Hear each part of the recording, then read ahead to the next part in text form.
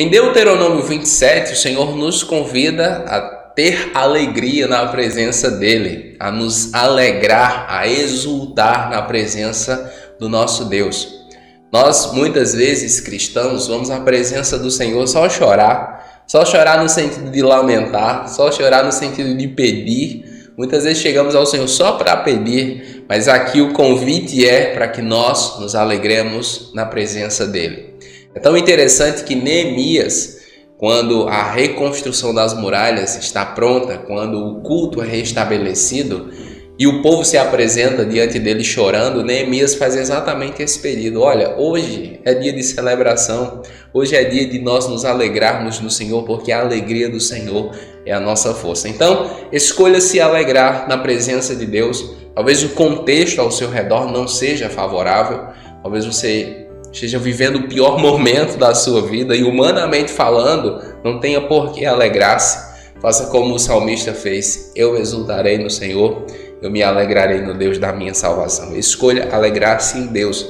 Exatamente sobre isso que o escritor fala conosco aqui em Deuteronômio 27.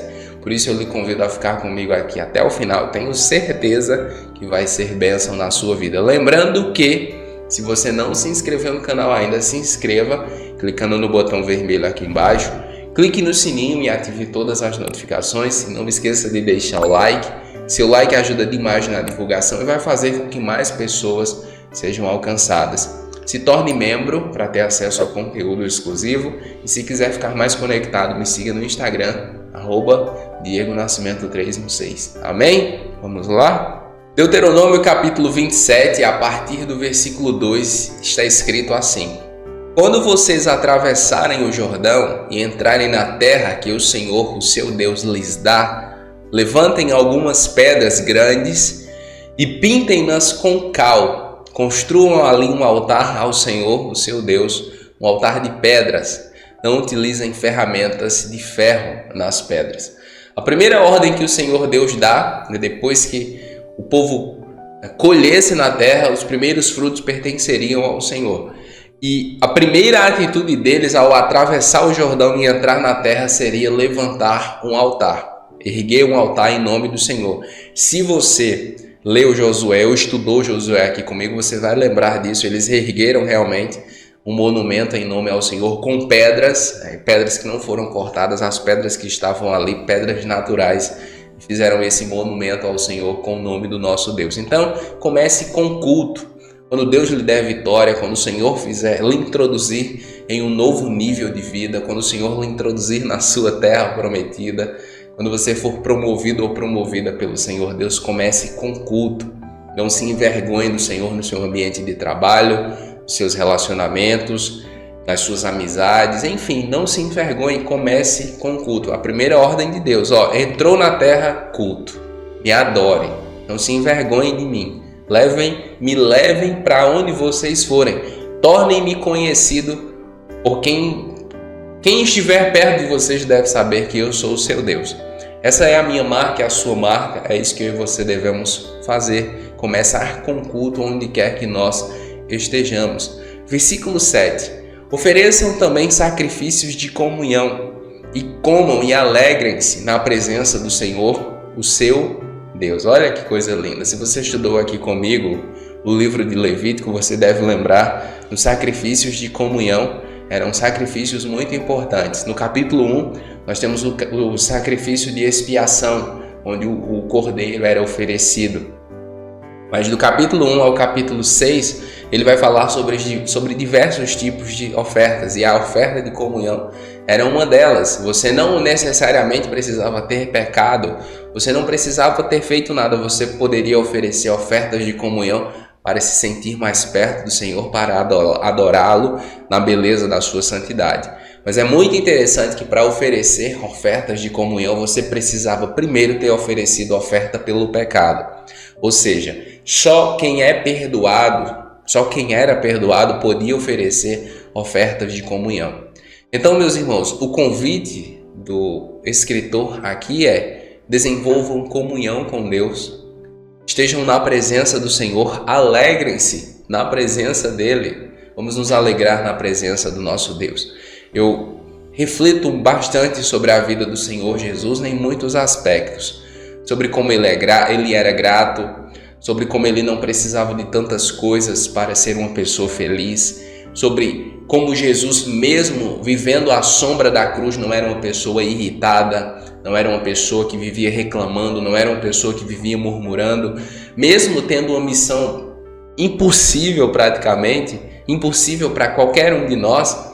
O Senhor Jesus, ele era uma pessoa satisfeita, feliz, brincava, sorria, conversava com seus discípulos, ensinava as pessoas, não tratava as pessoas mal. Só era enfático e muito duro com os fariseus que conheciam a Deus, mas não sabiam transmitir aquele conhecimento ao povo. Jesus os acusa de que eles mais distanciavam o povo de Deus do que aproximava. Isso deixava o Senhor Jesus muito irritado, além de serem muito corruptos com as ofertas da casa do Senhor Deus. Então, tudo isso no que se refere à justiça, o zelo do Senhor Jesus pela obra de Deus era muito grande. Então, meus irmãos, quando eu penso nesse texto, eu penso no Senhor Jesus. Se você recordar, quando ele foi multiplicar os 5 pães e os 2 peixes, a primeira multiplicação de pães e peixes, ele pega os pães e dá graças a Deus. Antes de fazer qualquer coisa, ele dá graças. Antes de ressuscitar Lázaro, ele ora e diz: Pai, graças eu te dou. E eu não oro nesse sentido por minha própria causa, eu oro pelos que estão aqui para que creiam no Senhor.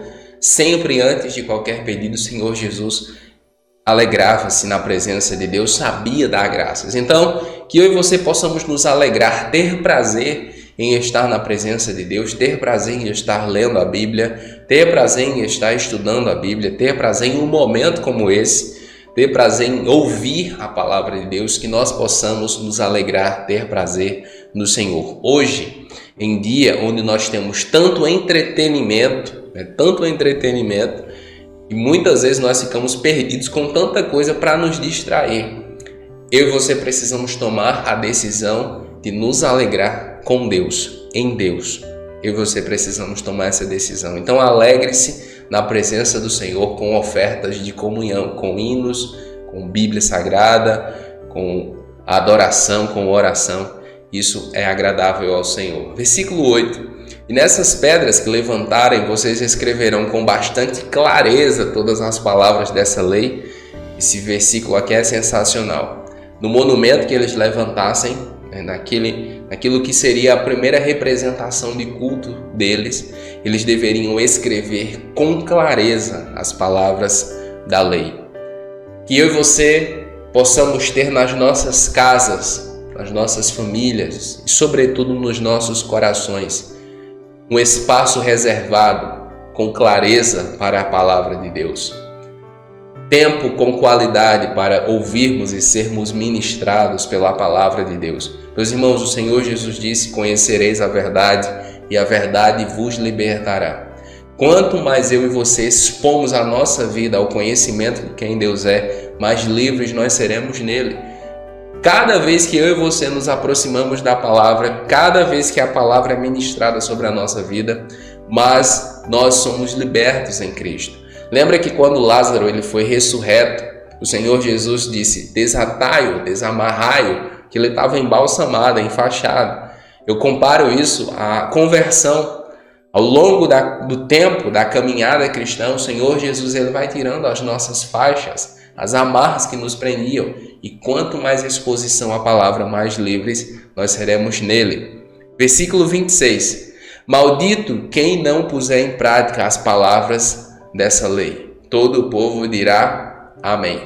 A partir do versículo 26, o Senhor Deus ele começa a dizer, a ministrar uma série de maldições. E essas maldições recairiam sobre quem desobedecesse. Eu vou falar de uma forma mais específica sobre isso, do capítulo 28 de Deuteronômio, na segunda parte. Mas ao passo que quem obedecesse era bendito, quem desobedecesse seria maldito. Eu e você precisamos estar atentos. Eu e você precisamos refletir sobre isso. Em que o nosso relacionamento com o Senhor Jesus seja um relacionamento sadio e verdadeiro, para que nós sejamos benditos no Senhor. Amém?